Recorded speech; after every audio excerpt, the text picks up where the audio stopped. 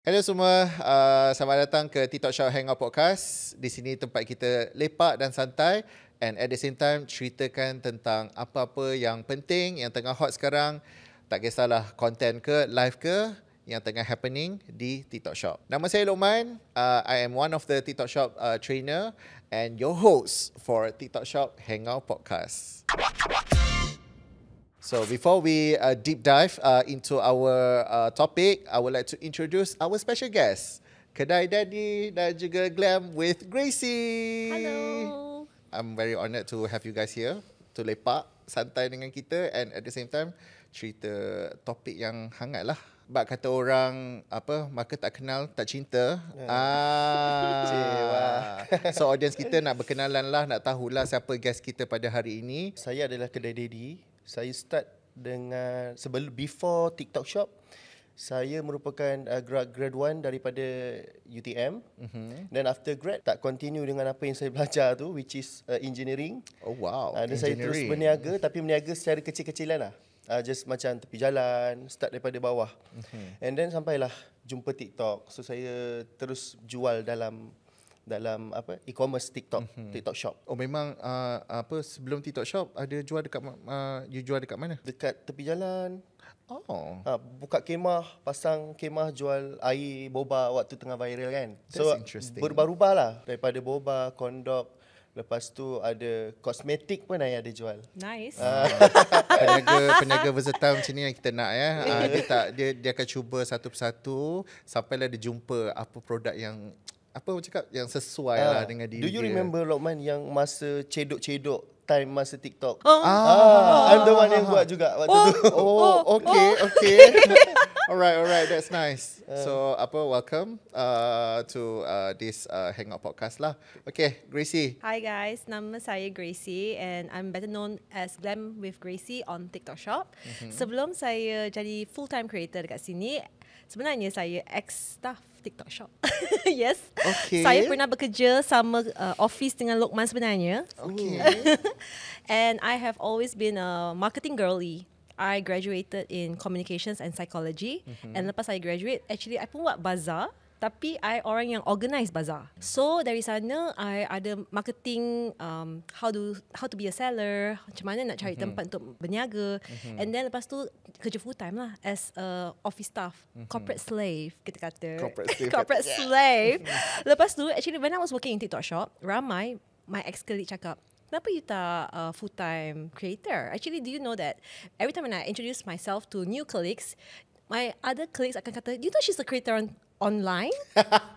Really? Dia selalunya dia tak tunggu orang lah. Dia orang hype me up as a creator. So actually in the office itself already, they kind of label me as a creator. So I've always been a blogger long time ago, like maybe 15 years ago. Wow. Aku ni tua sebenarnya.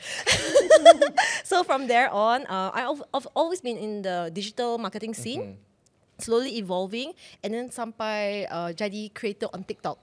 So on TikTok Shop, I actually opened a brand new account. I start daripada kosong. Sebelum ni, I punya content semua bahasa Inggeris. Lepas tu, kalau kat TikTok Shop, orang kata macam, okay, I think you need to switch your language because that's your strength. Plus point kat situ. Plus point kat sana. Because you actually fasih bahasa Melayu, kenapa you tak gunakan what you have? And tak ramai orang Cina yang boleh cakap like this. Bukan nak cakap apa, tapi that's what they told me lah. Okay, so itu persepsi dia. Then I become full time and on TikTok Shop lah. Okay, interesting ya. Kes yang I jemput hari ni untuk sama-sama discuss about our hot topic today lah. So technically guys, hot topic kita hari ni adalah berkenaan dengan service and traffic. So we gonna deep dive on PQP, store rating lah, traffic and everything. PQP ni, yalah nama panjang dia adalah promotion quality points lah kan. Okay, so technically apa sebenarnya PQP ni? So I buat sedikit definition lah before we start. So PQP ni technically is a promotion quality points. If seller, dia kena jaga store rating lah. Okay, PQP ni pula dia macam store rating untuk affiliate. So PQP ni ada 3 komponen yang very important for our affiliate creators to jaga-jaga. So the first one adalah the average store rating yang you guys pilih, kedai yang you pilih tu untuk promote produk diorang. And then the second one is percentage of positive reviews. Itu pun diambil kira of the store yang you promote as a affiliate creators. Dan yang ketiga adalah the order volume. You dah promote. Okay, so order volume tu pun akan diambil kira sebagai salah satu elemen, komponen untuk menilai you punya PQP. So benchmark untuk affiliate creators ni, of course 4 and above lah kan. Dia ada from 0 until 5. 5 tu memang tahap dewa lah. Kalau siapa capai tu, ada ke yang capai tahap dewa, kita tak tahulah kan. Tapi whatever it is, all creators, if you want to have a very good PQP, kenalah 4 and above.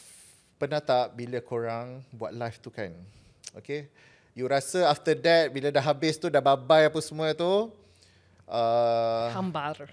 you rasa macam dah give the best. Tapi result hambar, sendu, whatever lah kan. Pernah tak you guys experience that? Maybe we can start with Daddy dulu. Bila you tanya pernah tak, kita dah beria dah ni, dah bagi energy dah macam-macam ni at first, tapi result dia result tu dari segi sale ke daripada views, Tak kisahlah. Tak kisah. Result dia tak menepati apa yang you nak selalu. I experience ni selalu je, sebab kita tak boleh expect faktor luar yang akan datang. Contoh waktu tu ada event-event besar ke kan, ada sales ke, promotion ke, ramai creator lain ke yang besar-besar buat live waktu tu. So saya kalau buat live, saya dah setkan dalam kepala saya tak boleh expect terlalu tinggi. Sebab saya akan kecewa waktu dalam live tu. Betul. Sebab saya selalu je buat live, kita dah bagi energy ni, tapi view dia tak bergerak, dia tak naik. So kita akan rasa down, kita akan rasa bila view tu tak naik, view makin drop, kita akan rasa kecewa sebab kita expect tinggi. Like he said, expectation pun, of course you have your own standard sebab you dah, orang kata macam, oh kita dah ada top creator team lah, you kena ada like 100 live viewers lah selalu. Kalau bawah 100, it's like, betul ke ni top creator? So kita memang actually, as the more you grow, the more pressure you have tau. And katakan kalau your view jatuh less than 10, you nak continue ke tak ada continue? Kalau I memang dah stop dah. Memang aku tak continue. Sebab dia macam, kita dah biasa buat live, jadi kalau dah bawah 10 tu rasa macam segan tau. Sedih tu akan keluar dekat muka kita kan. Wow, dia akan tunjuk lah kan. Dia akan obvious tunjuk lah dekat kan. kita punya face, walaupun kita still energy masa tu. Actually, I still give a chance. Sebab cosmetic, skincare, my channel dia memang ikut season.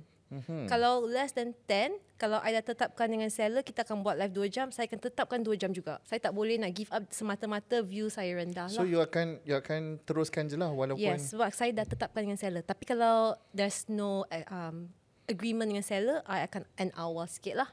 Sebab kalau nampak less than 10, it's like a sign that orang tak minat benda tu. Macam I sendiri, I adalah seller tu, jadi I boleh je Teruskan atau nak end.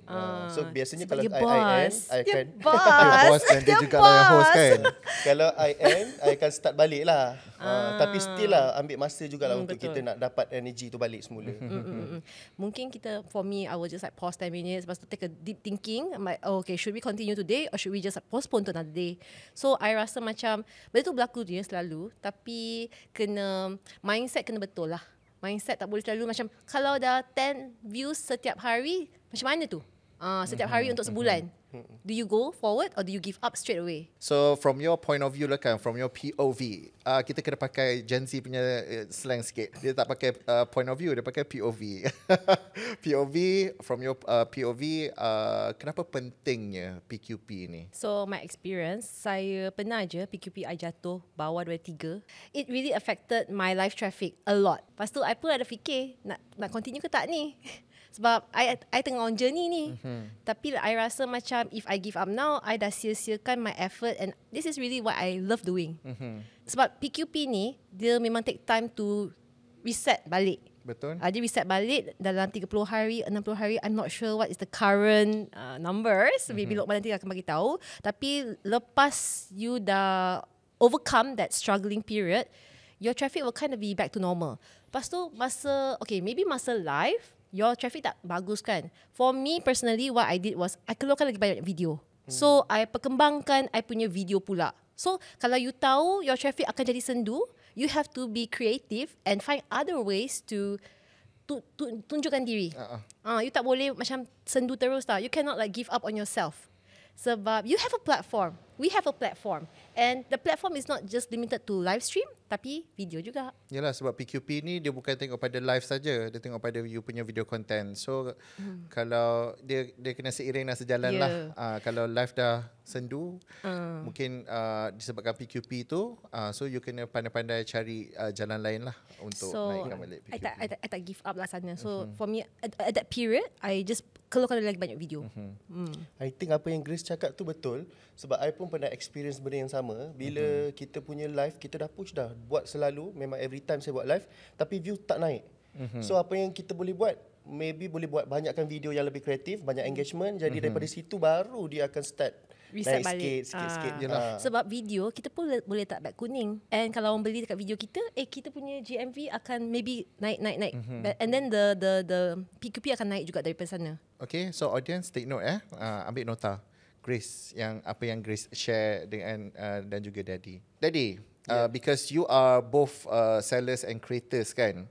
So maybe you can share you punya POV dari segi sellers sebab creators dia kena jaga PQP dia. Tapi one of the element dia yang dia kena pastikan adalah cari store rating kedai yang store rating bagus. So how you as a seller nak kena share sikit lah pasal store rating dan kenapa pentingnya juga jaga store rating tu. Luqman, macam saya memang start daripada TikTok Shop. So kalau TikTok Shop rating 4 tu kira bagus kan. Macam saya dah set kan kalau 4.7 tu paling rendah saya kena dapat. So every time padahal tadi baru cakap expectation dekat tinggi. Kalau saya baru 4.7 tu saya rasa macam dah teruk sangatlah store saya tu. Jadi apa yang saya selalu buat adalah saya selalu pastikan chat dekat kita punya TikTok Shop, chat kita punya rating produk, quality rating. produk, feedback daripada customer, return and refund dengan saya punya apa lagi satu Ship on time. Ship on time, betul. Ship on time. Ya, sebab sekarang itu paling untuk saya paling penting sebab especially kalau contoh ada event-event besar macam double digit kan. Saya akan pastikan stok cukup dan juga kita punya manpower cukup untuk packing. Kalau tak, disaster. Sebab saya pernah ada situasi waktu tu saya tak cukup manpower dengan stok tak cukup. Alamak. Jadi you guys kena fix lah benda tu on the time. How many affiliate creators yang ada selain daripada you yang jual you punya produk? I think tak ramai. Tak ramai lah. Untuk live macam I tak ramai. So bila you kena penalty apa semua tu, ada tak affect tak you punya affiliate creators tu? Yalah, sebab obviously dia kacau dia orang punya PQP apa semua. One thing yang I buat betul, kalau I buat sales, I takkan bagi creator buat. Which mean I sendiri yang buat. So dia tak ada effect dekat creator tu lah. Faham. So effect dekat I punya TikTok Shop saja. This is a very good tactics lah kan from especially the brand owner themselves. Okay, so tadi kita dah study from Daddy. Dia dah cerita pasal as a seller punya point of view, cerita pasal store rating. So kita bounce back to PQP lah. So Grace, apa mistake yang you pernah buat yang paling teruk sekali sampai you punya PQP drop, and then how do you fix it? So there was this one time, there was a sale, and so happened there's a promotion going on, and only I was the one. Memang ada stock kat tangan I, and I boleh buat live. I would consider myself lucky at that time because that one not many people have, so I had the upper hand already. So bila I dah buat sale, macam in a few hours beribu-ribu.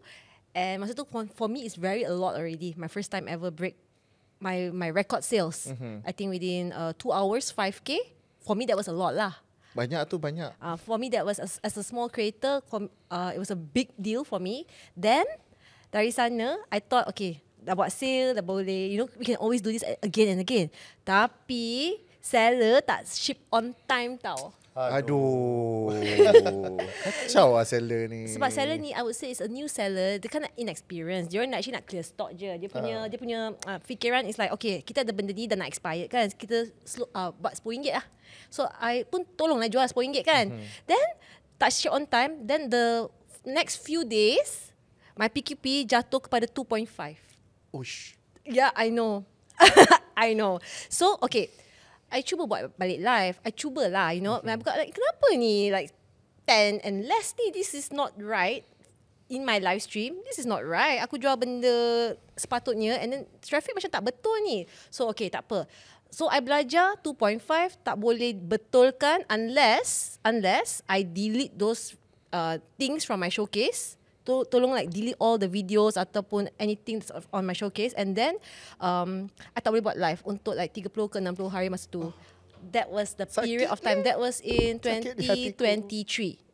I ingat lagi masa tu after my birthday tau lagi tu. I was like so happy, you know, my birthday we have a good momentum. Lepas tu okay, so traffic kat live stream dah sendu. Tak boleh nak buat apa. So like I said, I took a step back. I tak buat live. I buat lagi banyak video. I took it as a learning point. Sebab saya tu pun baru juga. Dia actually buka TikTok shop untuk clearance. So dia pun matikan that kedai. Dia tak ada niat untuk betulkan balik dia punya PQP. Tapi I ada niat untuk teruskan my journey as an affiliate. So I perbanyakkan video.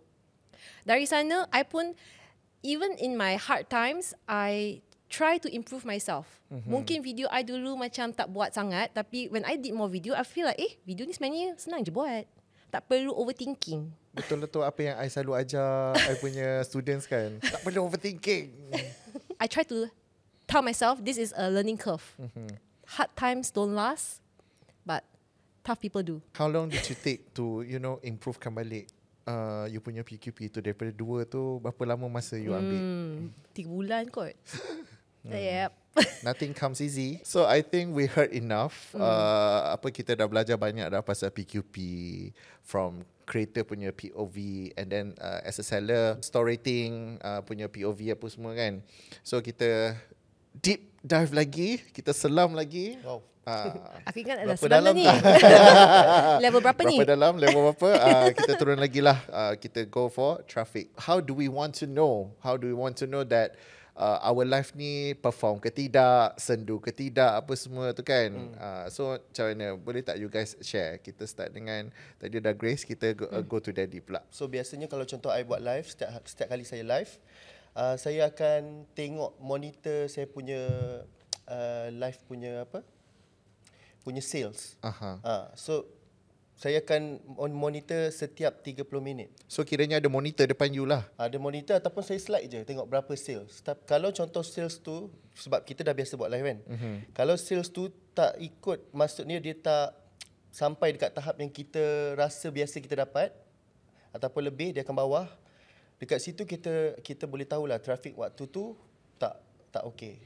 Ataupun cara yang kedua yang I buat, I akan pre-launch, which is I akan Daddy. Saya akan buat live pre-launch untuk produk tu. And then kita tengoklah how it's come. Ramai tak traffic waktu hari tu. Because I'm an affiliate creator, I tak boleh nak expect, especially kalau I jual produk baru. So dia ikut market sentiment, I would say. Like maybe at that time people tengah mencari benda untuk more for like graduation, convo, or nak cari makeup. Kena tweak according to the situation sebab ni. I selalu jual skincare sebenarnya. Tapi masa dekat dengan convo, dekat dengan wedding season, semua nak makeup, nak berdandan kan. So I also have to be like try and error, like what type of makeup they like.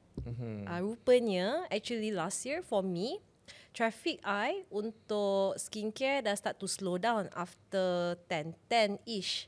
10 I dah start to slow on skincare. Macam mana you boleh dapat kenal pasti tu? Because every day we do live.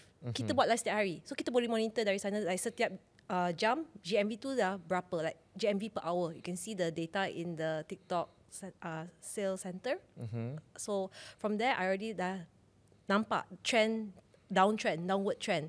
So okay, so in order for me to maintain GMV, I also try to selitkan benda-benda baru macam makeup.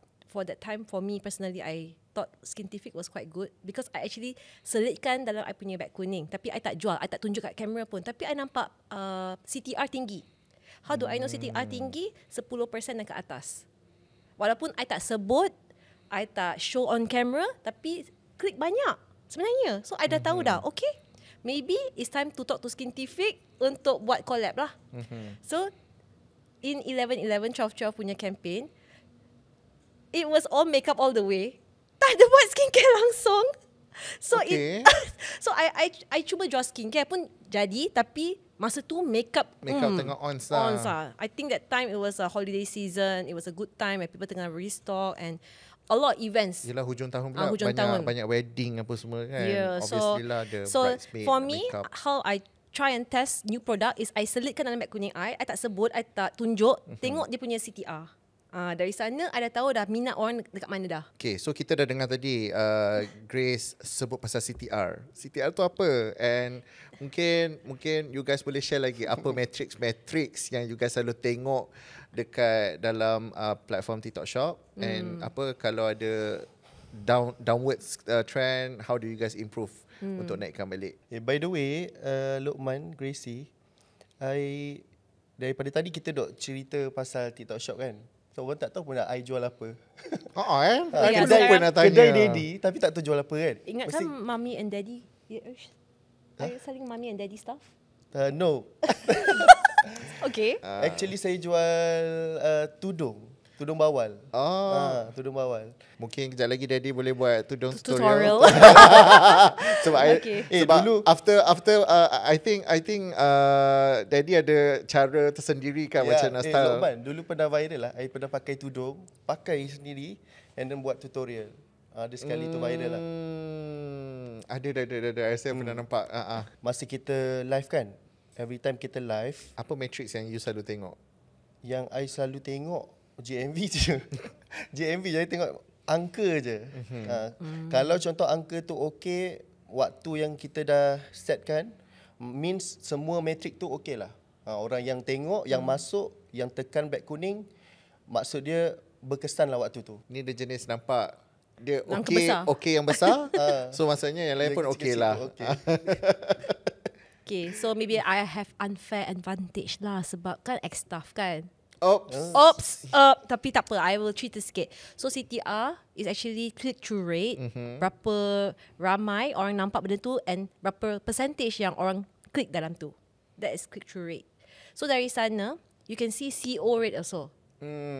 Click to order rate. So Betul. click to order, that's why I said masa I tengah masukkan Skintific dalam beg kuning I tak cakap pasal Skintific pun ada orang check out. Macam tu saja.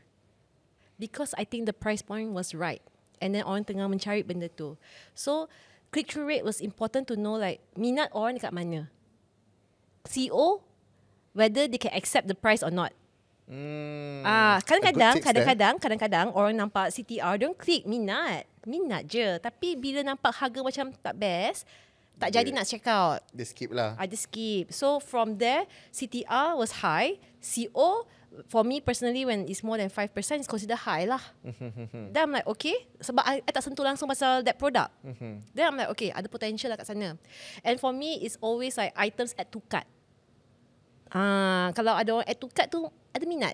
Tapi tak kesampaian nak check out, mungkin dia maybe their own external factor. Apa magic sentence yang selalu cakap kalau you nampak tu? Magic sentence. I yelah nampak, ada ramai add to cart tu, jangan tak check out, nanti awak yang rugi. It's like the price takkan tunggu lama sebab voucher daripada TikTok. Okay, boleh ambil tips kat situ. Macam saya dah setkan dah. Kalau kita bagi promotion waktu tu je. So dia ada period lah. So kalau dia dah add to cart, dia kena bayar untuk dapatkan harga tu. So dia takkan simpan lah.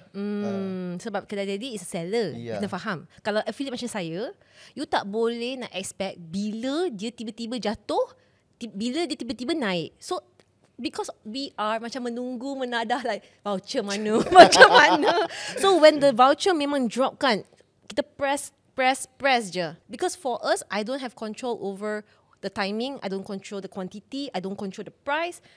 So kita macam customer. So when our customer view our live stream, kita macam gang.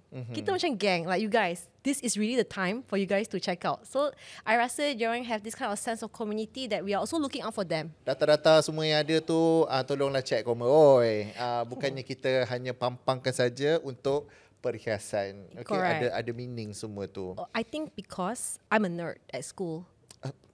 Okay. I'm a nerd at school. So all the numbers fascinate me also. I think engineer pun macam tu kan. Nampak semua data, ada makna dia sebenarnya. So as a nerd, you kind of need to deep dive sikit. Like if you want to be, I would say lah, the top creator ataupun the people who lain daripada yang lain, you have to do a little bit more detail work.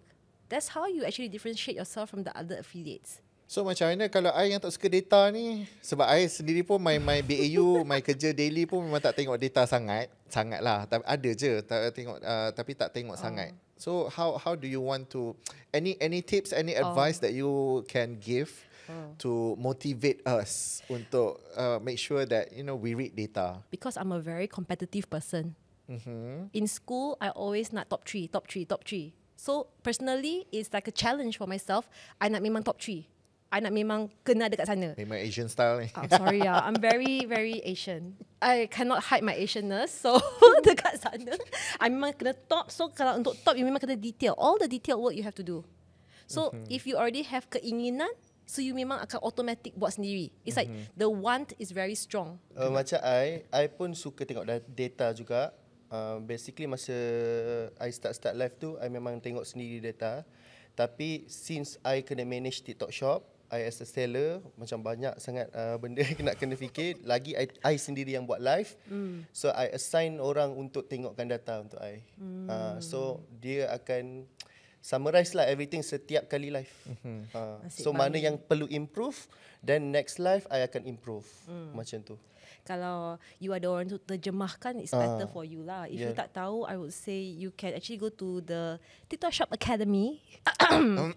TikTok Shop Academy. Actually dalam tu kalau you rajin, it's free information for you guys. Apart from TikTok Shop Academy, kita sendiri pun ada buat live webinar apa semua dekat kita punya TikTok account, which is tiktokshop.edu.my.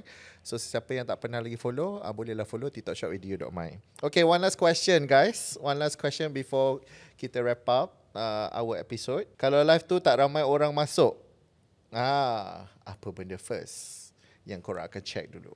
I think first kena check rating lah. Rating shop. Rating kita punya TikTok. And then produk yang kita bawa tu waktu tu relevan ke tak dengan situasi semasa. Faham? So kalau waktu tengah viral, sebenarnya dia kena tengok apa hype yang tengah berlaku tau. So related tak produk tu waktu tu dengan tu.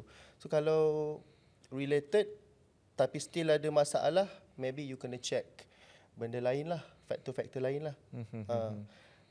Waktu ke, waktu live, pukul berapa you buat live, and then school holiday ke, waktu tu orang, and then target market juga penting lah. Kalau contoh macam ni kita nak identify target market tu? Kalau I jual tudung, target market memang perempuan lah. Cuma ada kategori dia sebab dia ikut pricing yang kita bagi dan kualiti yang kita bagi. Then macam mana nak identify? Data lah juga kan? Data lah juga. Tengok berapa ramai yang join live you, lelaki ke perempuan, berapa umur dia, kawasan mana. Daripada situ maybe you boleh dapat info lah. To add on to Daddy, pasal traffic, aside from data, I think it's also about the host, energy of the host. Sebab saya punya channel ada beberapa host juga. So I also will titik beratkan energy host tu pada hari tu macam mana. Skrip dia macam mana. Kalau skrip dia lari daripada yang sebenarnya, so kita dari sana dah boleh nampak energy, skrip. So it's always also about the host. Kadang-kadang orang beli pun sebab dia nak get to know the host ataupun they feel connected to us. So I think aside from the data, we also have to see things that you can't really see on paper. Okay guys, you guys dah belajar banyak benda untuk topik hari ini, pasal PQP, pasal store rating and data. Okay, PQP sangat penting untuk affiliate creators because kalau you punya rating tu jatuh, traffic you pun akan affected. Sama juga macam store rating, tapi seller ni dia banyak sikit lah dia kena jaga. Kalau store rating you tak bagus, high chances untuk you punya potential affiliate creators pun tak ramai. Tak ramailah yang nak jualkan, yang nak promosikan you punya produk. And data, you nerd ke tak nerd ke, you still kena baca data. Sebab daripada data itulah yang akan menentukan how good is your live performance. Okay, so stay tuned for our next episode. Jangan lupa follow podcast kita. Bye.